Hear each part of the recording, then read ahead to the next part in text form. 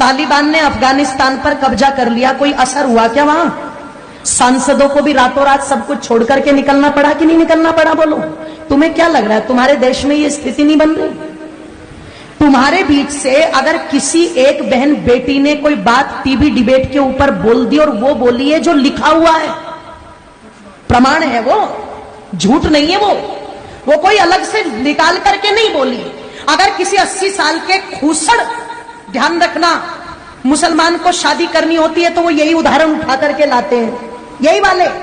पर आज यही बात अगर किसी बहन बेटी ने बोल दी और उनकी तादाद, उनकी हिम्मत देखो इतनी बढ़ गई कि उन्होंने जगह जगह देश के अंदर आग लगा दी। जब तुम्हारे शिव जी के बारे में बोला तो किसी के कानों पर चूं तक नहीं रेंगी।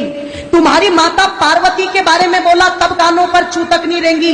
उन्होंने सीता को व्यभिचारिणी बता दिया तो तुम्हारे कानों पर चूं तक नहीं रेंगी। सरेआम वो मौलवी बैठ करके टीवी डिबेट में हिंदू देवी देवताओं का अपमान करते रहे, किसी के कानों पर चूं तक नहीं रेंगी। कोई भेड़िया नहीं निकल के आया, पर एक बात नुपुर शर्मा ने कह दी और सारे कुत्तों के झुंड निकल करके सड़कों पर आ गए। जरा सोच करके देखो, तुम्हें क्या लगता है ये षड्यंत्र नहीं है?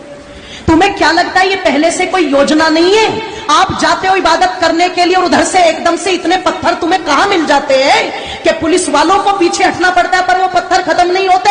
आपको क्या लगता है इसके पीछे कोई योजना नहीं है? और इसके पीछे कोई योजना नहीं है कि जो भाईचारे के गीत सुनाए जाते हैं वो सारे के सारे गीत हमारे लिए है, क्या वो उन पर गीत लागू नहीं होता? अगर इतने शांति के स्थापित करने वाले हैं, अगर इतनी अल्लाह ताला की इबादत करने वाले हैं, तो जब नुपुर शर्मा के लिए देश में आग लगा दी तो जिन कुत्तों ने, ध्यान रखना, कन्हैया लाल की गर्दन काटी है, उनके लिए भी सड़कों पर आना चाहिए था कि नहीं आना चाहिए था?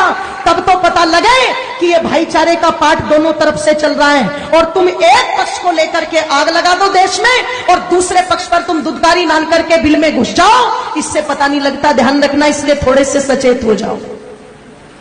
थोड़ी सी तो आवश्यकता है आप लोगों को जागरूक होने की। थोड़ा सा तो विचार और मंथन, चिंतन माता तुम भी करो कि तुम कर क्या रही हो आज। एक एक तुम्हारा बेटा, उसे तुमने इतना फुसफुसिया बना दिया, इतना फुसफुसिया बना दिया कि वो 15 मिनट धूप में नहीं खड़ा हो सकता, वो 2 किलोमीटर पैदल नहीं चल सकता। वो इतना फुसफुसिया सुख सुविधाएं देकर के बना दिया, सपना सजा करके बैठे, हम तो इतनी संपत्ति जोड़ के देके जाएंगे, हम तो इतना बैंक बैलेंस जोड़ के देके जाएंगे, हम तो इतने बड़े बड़े मकान दे करके जाएंगे। एक बात मेरी याद रखना चाहिए, सब भूल जाना। एक बात मेरी पर याद रखना, सब भूल जाना।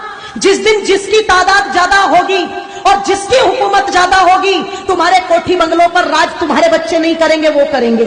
तुम्हारे उस पैसे को तुम्हारे बच्चे नहीं बरतेंगे, वो बरतेंगे। तुम्हारी संपत्ति पर मालिकाना अधिकार तुम्हारा नहीं होगा, उनका होगा। अगर यकीन ना हो तो कश्मीर का इतिहास ज्यादा पुराना नहीं है, अगर यकीन ना हो तो पाकिस्तान को अलग हुए ज्यादा समय नहीं हुआ है, जब रातों रात अपना सब कुछ छोड़ करके वहां से भगना पड़ा था। वो जमीन भी छोड़ी, वो कोठी बंगले भी छोड़े, वो धन संपत्ति भी छोड़ी। और इससे ज्यादा और दुर्गति क्या होगी कि छोटे छोटे दुधमुहे बच्चों को अपना पेशाब पिला पिला करके भारत तक उनको लाना पड़ा।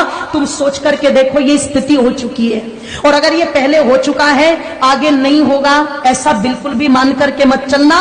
क्योंकि जो कौम अपने भूले इतिहास से शिक्षा नहीं लेती, उस कौम के मिटने में कभी भी देर नहीं लगती।